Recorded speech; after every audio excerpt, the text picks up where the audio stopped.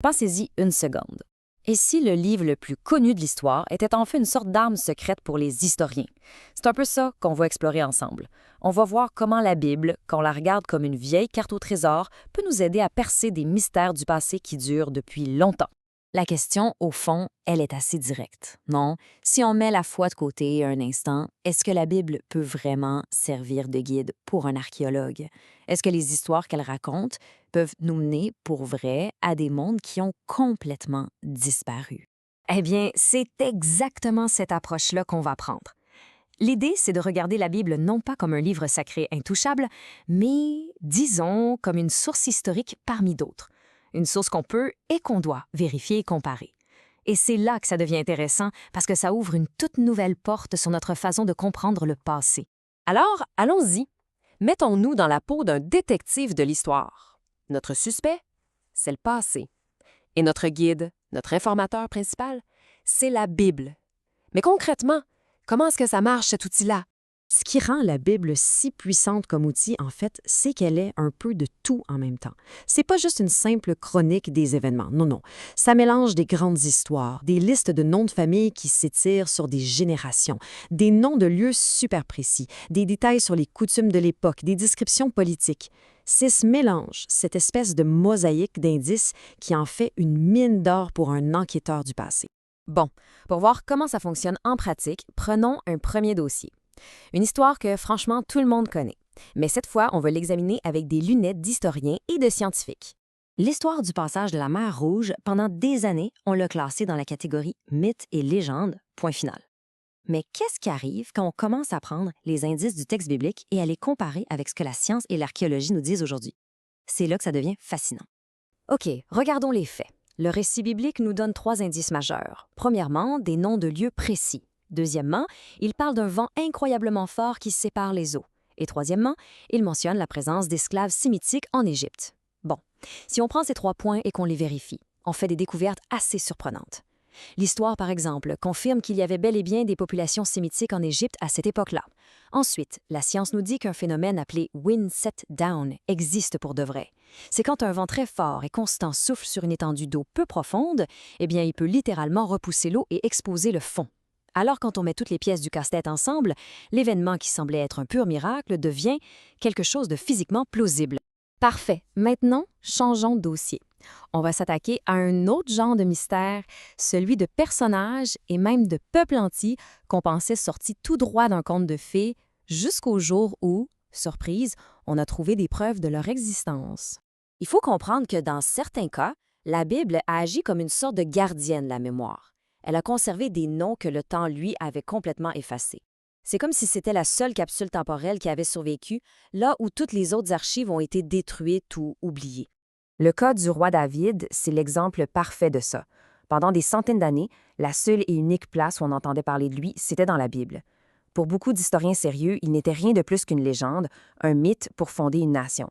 Et puis, en 1993, tout bascule. Des archéologues trouvent une pierre, la stèle de Teldan. Et sur cette pierre, il y a une inscription. Un roi ennemi qui se vante d'avoir battu la maison de David. C'était ça. La preuve, la première confirmation archéologique, en dehors de la Bible, que sa dynastie avait bel et bien existé. En un instant, David est passé du statut de légende à celui de personnage historique. Autre cas vraiment fascinant, Ponce Pilate. Lui aussi, pendant une éternité, on ne le connaissait pratiquement que par les évangiles. Alors forcément, son existence historique, c'était un sujet de débat. Jusqu'au jour où, à Césarée, on déterre une pierre, une simple pierre, mais une pierre qui change tout.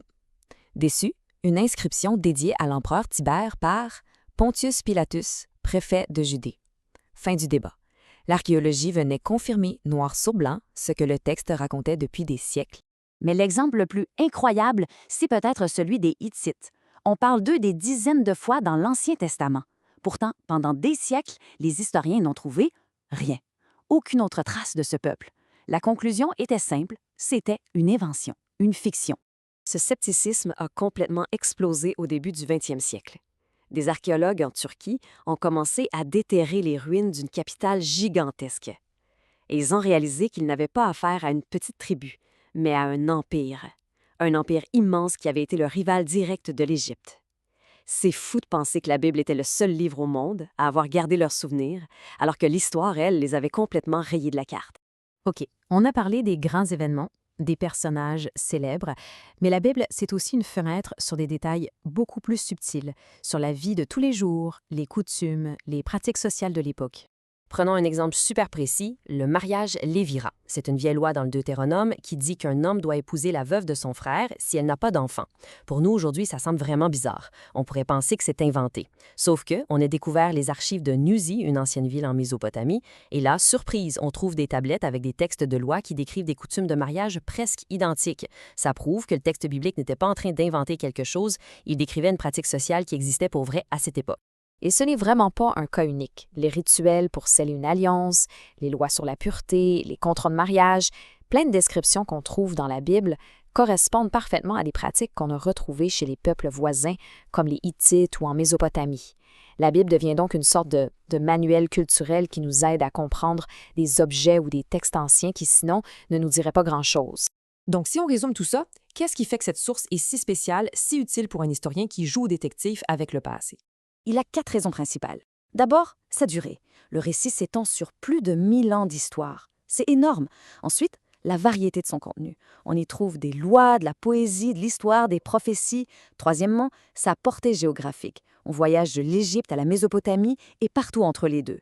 Et finalement, son rôle de connecteur. La Bible relie des civilisations qu'on a l'habitude d'étudier de façon isolée. C'est vraiment cette combinaison des 4 qui en fait un outil aussi puissant.